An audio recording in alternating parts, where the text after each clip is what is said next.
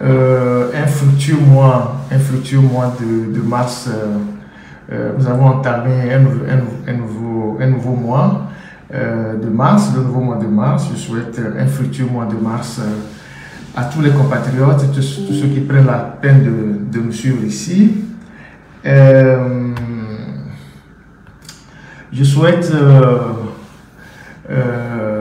un bon moment, un bon temps de prière et de carême pour nos frères musulmans qui ont déjà commencé le carême et les catholiques qui vont commencer la semaine prochaine avec le mercredi des cendres.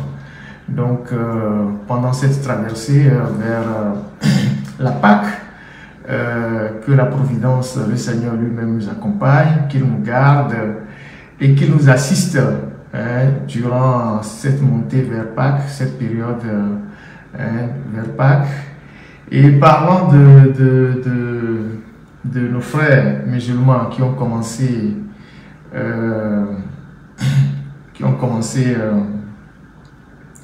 le carême hier, je voudrais évoquer la situation de certains de nos compatriotes qui travaillent au centre Kadhafi à Lomé 2, au centre Kadhafi vers Kégué-là-bas, dont certains ne sont pas payés depuis plusieurs mois, je pense 4 ou 5 mois, qui n'ont pas leur salaire. Ce sont des compatriotes qui sont des enseignants, des éducateurs au centre de Kadhafi, à Lomé 2, dans la zone de Kégué-là-bas. Et ce centre est co-dirigé par les Libyens et l'Union musulmane du Togo. Donc il se fait que depuis un bon bout de temps, nos compatriotes qui sont dans ce centre-là ont des difficultés à percevoir leur salaire. Ils ont interpellé l'Union, bonjour Enos, l'Union musulmane du Togo, qui n'arrive pas à s'occuper de ses obligations. Je pense que c'est une institution qui, depuis un certain temps, n'a pas renouvelé son bureau. Donc on a des compatriotes qui sont en difficulté et ils m'ont saisi depuis 3 semaines, mais j'ai oublié d'évoquer leur sujet. Donc je profite du début du carême pour parler de nos frères éducateurs et enseignants qui travaillent à l'Union musulmane et qui travaillent au centre Kadhafi et qui ne sont pas payés depuis un bout de temps. Alors, je voudrais aussi évoquer un sujet pour ne pas l'oublier. Bonjour John, j'ai eu depuis hier une vidéo d'une Française expatriée qui, dans un témoignage assez révoltant et poignant, déclare avoir subi une séquestration suivie de VIOL chez nous au Togo, alors qu'elle était partie dans le cadre d'une mission humanitaire au sein d'une association qu'on appelle VEAT. Ce sont les associations qui s'occupent généralement des camps chantiers, des sorties dans les villages. Et cette vidéo est devenue virale sur la toile, elle fait le tour. Et je pense que ce n'est pas une bonne chose pour notre pays. On avait déjà parlé en termes de VIOL du cas de la Madone.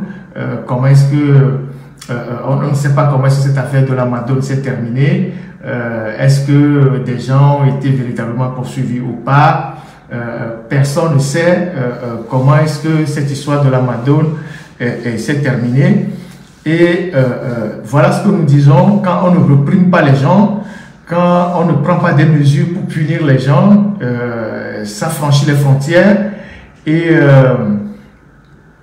voilà. Et donc cette Française qui a fait ce témoignage qui est sur la toile, moi je ne l'ai pas diffusé, ce témoignage qui est sur la toile et dans laquelle elle affirme, elle accuse son maître de stage dans cette association de l'avoir séquestré et de l'avoir, c'est pas VIOL, vous comprenez ce que je veux dire. Et ça, c'est une très mauvaise publicité pour ces associations qui font souvent les camps chantiers, qui vont dans les villages pour aider les villages à construire les écoles, à construire les puits et tout ça. Merci beaucoup Khalifa. Et c'est vraiment dommage non seulement cette association, sa notoriété, sa crédibilité va être totalement remise en cause, mais ça va toucher l'ensemble des associations qui sont dans ce domaine-là. Et Dieu seul sait que dans ces associations, il y a beaucoup de travail qui se fait. Moi, je connais des gens depuis 20 ans qui animaient ces associations, qui allaient dans les villages avec les expatriés pendant les vacances, badigeonner les salles de classe, faire le soutien scolaire, donner des habits aux jeunes dans les villages. Et voilà ce qui s'est passé. Et donc cette vidéo est sur les réseaux sociaux, elle tourne en boucle. Hein, et c'est notre pays qui prend un coup. C'est l'image de notre pays qui prend un coup. Et je pense que il faut des mesures fortes pour décourager les jeunes qui se livrent à ce genre de choses.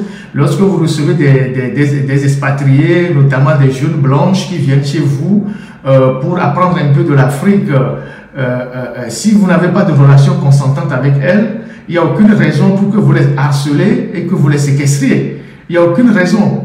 Et le VIOL, c'est un crime, hein? C'est un crime, c'est pas un délit, c'est un crime.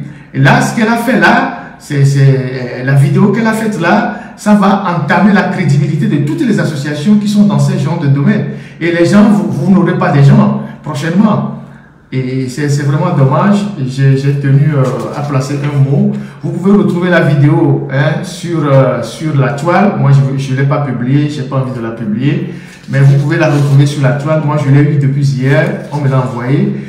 Et voilà ce que je peux dire par rapport à cette situation-là.